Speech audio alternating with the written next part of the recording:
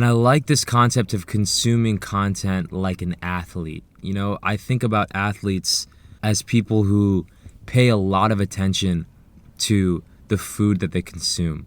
And I think of myself as an athlete, as a creative, as a free thinker, as a hard worker.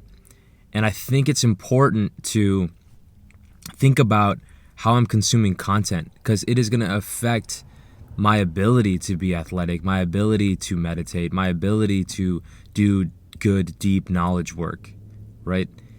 So in this video, I want to be sharing 4 ways to consume content in a healthier way. So let's start with number 1. The first thing that you can do is check the content that you're consuming.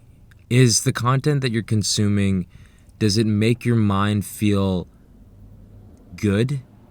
Does it make your mind feel distractible and antsy? Does it make your mind feel inspired? How does it affect your mind? How does the content affect your mind? And there's a reason why, you know, as I'm trying to figure out what type of videos I want to make, but I've been throwing in some videos intentionally like this one that are pretty low edited. You know, I mean, they're pretty low edited. There's not a lot of other footage out there, and I'm gonna probably make some more hyper stimulating footage, because I do have to, as part of creating, like as part of a YouTube channel, you want to reach people. But I do think that making some low edited footage is actually better for people's attention spans. You know, and I think about the content that I consume, that I enjoy consuming. Like, I listen to this YouTuber, Dan Coe, and his content is really calm and slow and informative. It's not hyper stimulating, which I appreciate that. And I can listen to it and feel sharp. I can listen to his content or watch his content and feel good. It's like I'm listening to a podcast. I feel my brain feels good. It's like reading a book, you know what I mean? Versus there's other content that I watch, and I still watch other content. Even like some of the music videos I make, for example. You know, I made this cool video of a song my sister and I made, Art Therapy. I watch that video sometimes and it's hyper edited. There's a lot of scene changes and whatnot. And I feel a little bit, I enjoy it. It's fun to watch a couple times, but then I do notice that if I watch a lot of content like that, like that video, I start to feel, my brain does not feel as sharp and as focused. So the question I want you to ask yourself when you're, before or after you consume some content, is how does my mind feel? What is the quality of the mind? What is the quality of my mind after consuming this content? I went on a meditation retreat with one of my best friends from high school a couple years back, and this Buddhist monk asked the question to everyone. He said, after you do something, ask yourself, what is the quality of the mind? What is the quality of your mind after you do an activity? If you go on a walk for an hour, the quality of your mind will be improved. If you sleep 8 hours, the quality of your mind is strong when you wake up.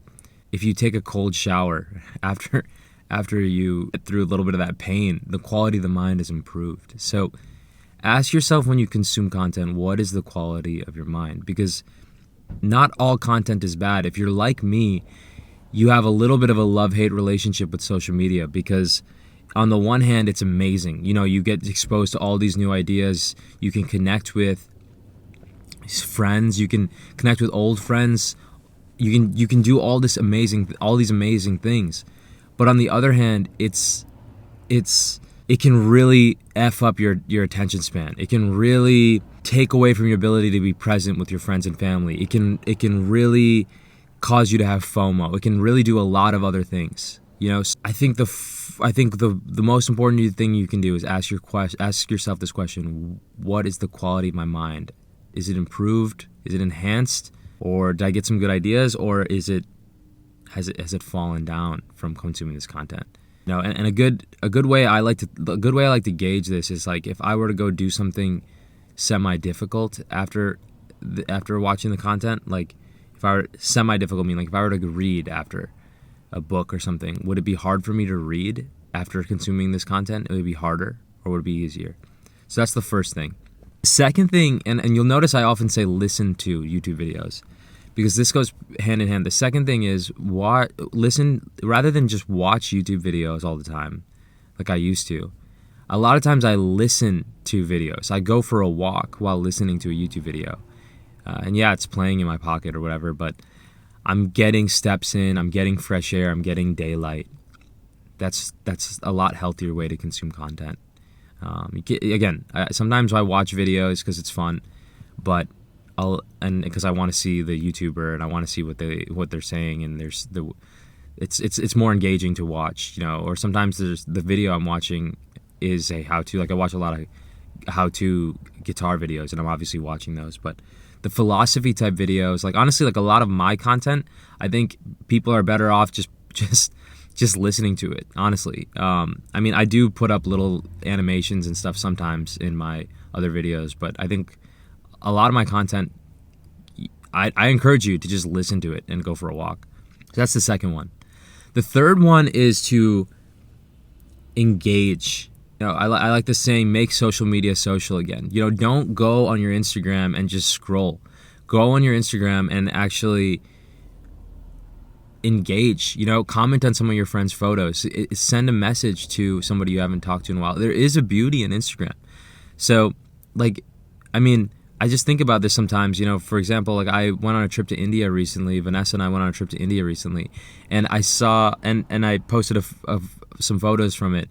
And my cousin, who I haven't talked to in years, messaged me, and we had this little bit of an Instagram thread, or like we were messaging back and forth. I hadn't talked to my cousin in years, and now I'm probably going to go see him.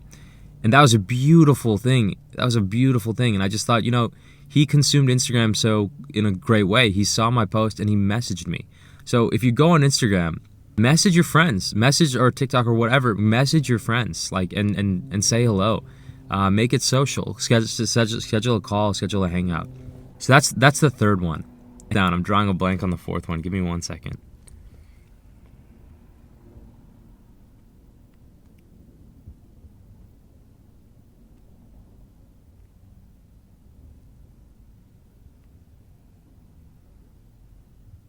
Yeah, okay, I got it. So I got it. That took me a second. The fourth one is to take breaks every once in a while. Even I am right now, my main focus is creating YouTube videos and writing songs. And so obviously I spend time on YouTube. I'm looking around, seeing what other YouTubers are creating, getting ideas for content of my own. I'm listening to YouTubers I like. I love YouTube. I get so many good ideas from it. But even as somebody who's creating YouTube videos right now, as like full-time creating YouTube videos and writing songs, I take breaks from YouTube. I take breaks from Instagram. I take breaks. And a good way to do this, a way that you can do this to make it easier for you to take breaks, is to actually increase the friction between you accessing the app, right? There's this really good book called Digital Minimalism by Cal Newport. So how you create friction is to make it harder for you to access these applications mindlessly. So what you can do is when you finish using Instagram, you can delete it, so that when you feel like just randomly you're bored one moment and you find yourself reaching for your phone, it's going to take you a second to download the app. And a lot of times by the time it's downloading, you might cancel the download because you're like, I don't really need to do this. You can do the same thing with YouTube, with LinkedIn, whatever you find yourself scrolling through. You can also increase friction by turning off your phone.